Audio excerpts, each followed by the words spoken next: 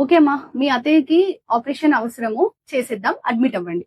Okay madam, ఎంత ఖర్చు అవుతుంది మేడం ఆపరేషన్ కి? హెల్త్ ఇన్సూరెన్స్ ఉంటే ఏం ఖర్చు అవ్వదమ్మా, క్యాష్లెస్ ట్రీట్మెంట్ అయిపోతుంది. ఇన్సూరెన్స్ లేదు మేడం. ఓ ఓకే, మీకు కార్ ఉందమ్మా? ఉంది మేడం. ఇన్సూరెన్స్ ఉందా దానికి?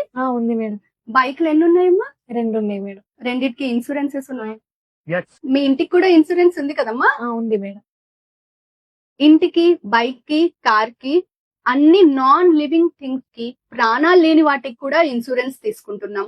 బట్ మన ప్రాణానికి మాత్రం ఇన్సూరెన్స్ తీసుకోవడానికి ఆలోచిస్తున్నాం. అండ్ హెల్త్ ఇన్సూరెన్స్ వల్ల వచ్చే బెనిఫిట్స్ నేను మీకు ఎక్స్ప్లెయిన్ చేస్తాను.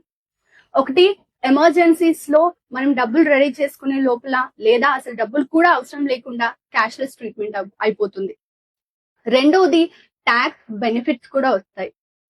మూడోది, హెల్త్ ఇన్సూరెన్స్ ఉండడం వల్ల మన మెంటల్ పీస్ అనేది ప్రశాంతంగా ఉంటాం, ఒక ఇన్సూరెన్స్ అయితే ఉంది అనేసి. నాలుగోది, క్వాలిటీ హెల్త్ కేర్ సర్వీసెస్ కి ఈజీ యాక్సెస్ ఉంటుంది. సో మీకు కానీ హెల్త్ ఇన్సూరెన్స్ లేకపోతే ఇవాళ తీసుకోండి. అండ్ బై ద వే, నాకే హెల్త్ ఇన్సూరెన్సెస్ తో సంబంధం లేదండి.